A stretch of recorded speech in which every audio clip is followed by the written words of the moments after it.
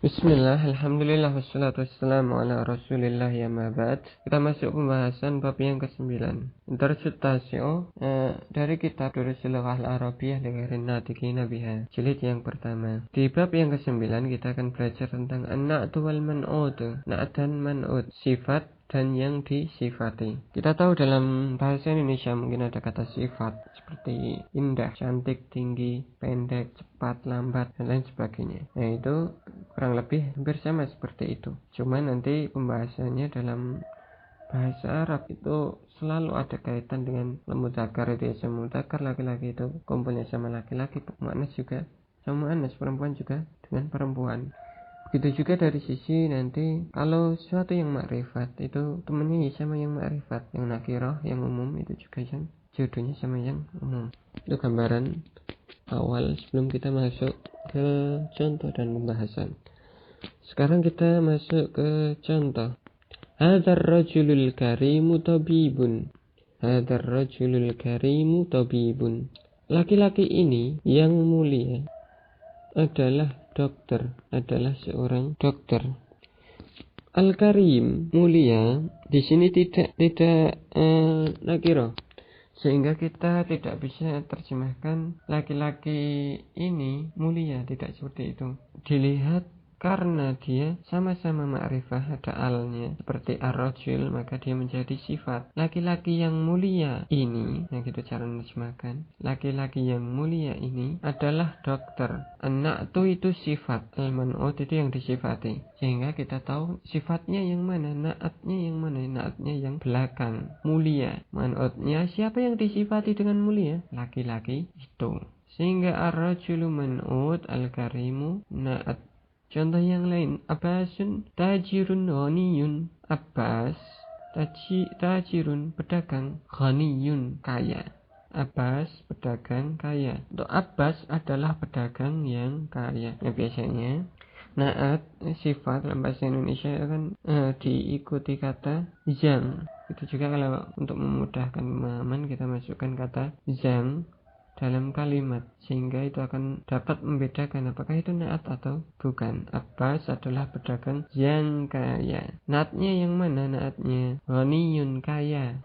Siapa yang disifati kaya? Pedagangnya. Kemudian al-arabiyyatu lughatun jamilatun. Al-arabiyyatu lughatun, bahasa Arab adalah bahasa, jamilatun, yang indah. Jadi yang indah ini sifatnya, naatnya. Yang disifati apa? Bahasanya, lughah. Kemudian contoh yang lain, al-mirwahatu fil ghurfatil kabirati. Kipas angin itu fil ghurfati, di kamar, al-kabirati, yang besar. Kemudian al-kubu lil mudarrisil jadidi. Gelas itu milik guru al-jadid, yang baru. Nah, dari contoh-contoh ini kita tahu manakah sifatnya dan mana yang disifati. Al-ghurfatil kabirati, kabirah, besar, kamar yang besar. Jadi sifatnya besar, yang disifati kamarnya. Naatnya kabirah, man'utnya al-ghurfah. Kemudian lil mudarrisil jadidi, milik guru yang baru, sifatnya naatnya jadid, baru. Yang disifati man'utnya mudarris atau guru. Perhatikan di situ, seperti kita katakan sebelumnya, bahwasanya na'at atau sifat ini harus cocok sesuai dengan kata yang dia sifati sebelumnya. Dari sisi apa? Dari sisi makrifah nakirahnya. Jika yang disifati itu ada al, maka sifatnya juga pakai al. Jika yang disifati itu nakirah, tidak pakai al, sifatnya juga tidak pakai al. Ar-rajulu al-karim, tajirun ghani. Perhatikan bedanya. Kemudian juga dari sisi mudzakkar muannasnya, ar-rajul laki-laki, al-karim juga laki-laki, tidak ada tak marbutah, tidak ada anting-antingnya, istilah untuk tak marbutah. Anting-anting dipakai perempuan. Kemudian tajirun ghani, ini juga laki-laki semua, mudzakkar semua, tidak ada tak marbutah. Lughatun jamilatun, lughah ada tak marbutah atau anting-anting. Kemudian jamilatun juga ada, ini muannas semua. Karena apa? Jika kita katakan contoh mudah saja, lelaki itu zalikar rajul jamilatun, cantik, ini cocok tidak? Ar-rajul laki-laki, jamilatun untuk perempuan, cantik, tidak sesuai. Itu gambaran mudahnya saja. Kalau laki-laki itu ya harus ganteng, kalau perempuan baru cantik. Kemudian dari sisi harokatnya, harokat akhir, atau nanti istilah nahwunya i'rab, harokat akhirnya juga harus sama. Ar-rajulu al-karimu tajirun ghaniyun lughatun jamilatun fil ghurfati al-kabirati lil mudarrisi al-jadidi. Nah, lihat harokat akhirnya sama semua.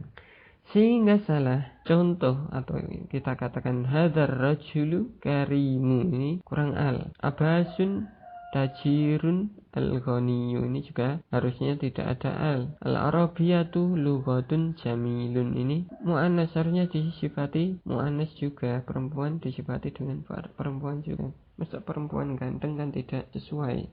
Kemudian liman tilkas sayyaratul jadidati. Nah, ini salahnya di mana? Harokat akhirnya tidak sama. As-sayyaratu al-jadidati. Ini salah. Al-mirwahatu fil ghurfatil kabiri. Dipasangin itu di kamar al-kabiri. Ghurfatib muannas, kabir mudzakkar, ini tidak sesuai. Meskipun harokat akhirnya sudah sama, sudah ada alnya, tapi ketika mudzakkar dan muannas itu tidak sesuai maka tetap salah.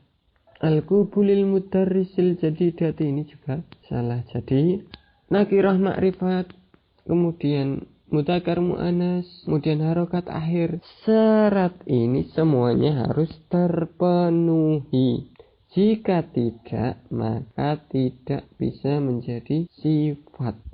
Semuanya harus terpenuhi, tidak boleh satu atau dua saja, harus terpenuhi. Kalau nakirah ya nakirah, ma'rifat ya ma'rifat. Kalau mudzakkar ya mudzakkar, muannas ya muannas. Kalau harokat akhirnya dhammah, maka juga ikut dhammah. Kalau kasrah ya kasrah. Tiga hal ini. Allahu a'lam bishawab. Semoga bisa dipahami. Kemudian masuk pembahasan yang berikutnya, yakni alladzi. Mungkin terjemahannya biasanya zang. Alladzi ismun mausulun lil mufradil mudzakkaril aqili wa ghairil aqil. Alladzi isim mausul, kata sambung yang, lil mufradil mudzakkaril aqili, untuk kata tunggal mudzakkar dan juga berakal. Tunggal mudzakkar berakal, itu untuk satu saja, laki-laki dan berakal. Yang enggak berakal enggak bisa pakai alladzi. Afwan, saya ralat karena setelahnya ada penjelasan wa ghairil aqil, dan juga untuk yang tidak berakal. Jadi saya ulangi, alladzi ismun mausulun lil mufradil mudzakkaril aqili wa ghairil aqili. Isim mausul, kata sambung untuk mufrad mudzakkar aqil, wa ghairil aqil, kata sambung untuk yang tunggal laki-laki baik itu berakal maupun tidak berakal. Untuk contoh yang berakal, at-talibul ladzi kharaja minal hindi, pelajar yang keluar dari India. Yani maksudnya pelajar yang keluar adalah dari India. Ini kalimatnya sudah sempurna. Pelajar yang keluar adalah dari India, bukan keluar dari India, bukan keluar dari negara India terus pindah ke negara yang lain, bukan konteksnya di sini. Tapi yang keluar itu, keluar kelas itu, dia itu aslinya dari India, maksudnya seperti itu. Meski contohnya ini agak sedikit ambigu mungkin ya. Kemudian contoh yang lain. Manil waladus saghirul ladzi kharaja, siapa anak laki-laki kecil atau anak laki-laki yang kecil yang keluar, itu loh. Siapa anak laki-laki kecil yang keluar? Yang. Nah, di sini pelajar anak ini tunggal, mudzakkar dan juga aqil. Al-mudarrisul ladzi jalasa 'alal kursi jadidun, guru yang duduk di atas kursi itu baru, ini guru baru, seperti itu. Untuk yang ghairul aqil, yang tidak berakal, contohnya al-kitabul ladzi 'alal maktabi lil mudarrisi, buku yang di atas meja adalah milik guru. Liman al-qalamul ladzi, atau limanil qalamul ladzi 'alal maktabi, milik siapa pulpen yang di atas meja. Al-baitul kabirul ladzi fi syari'i lil waziri, rumah besar, rumah yang besar yang di jalan adalah milik menteri, Pak Menteri.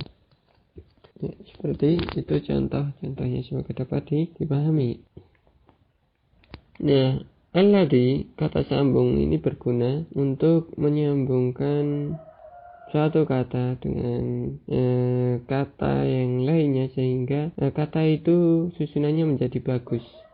Lihat saja contoh yang salah. Manil waladus saghiru kharaja. Siapa anak laki-laki kecil keluar? Coba didengarkan. Terjemahannya saja tidak enak. Siapa anak laki-laki kecil keluar? Lebih enak. Siapa anak laki-laki kecil yang keluar? Tambah yang atau isim mausul. Siapa anak laki-laki kecil itu yang keluar? Al-kitabu alal maktabi lil mudarrisi. Kitab itu di atas meja milik guru. Tidak enak kan? Kitab itu di atas meja milik guru. Harusnya kitab itu yang di atas meja adalah milik guru. Limanil qalamu ala al-maktabi. Milik siapa pulpen itu di atas meja? Harusnya kan milik siapa pulpen itu yang ada di atas meja.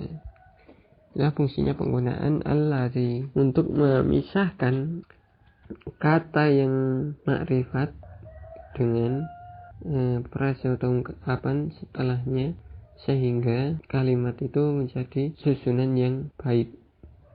Kemudian di akhir penjelasan bab, anak tuyat ba'ul man'ud, naat, karena kita sebelumnya tadi sudah bahas naat di awal bab, itu mengikuti man'ud yang disifati fitadzkir wa ta'nis, mudzakkar sama muannasnya. Kalau mudzakkar ya mudzakkar, muannasnya muannas. Wa ta'rif wa tankir, ma'rifat ya ma'rifat, nakirah ya nakirah, dalam sisi ma'rifat dan nakirahnya.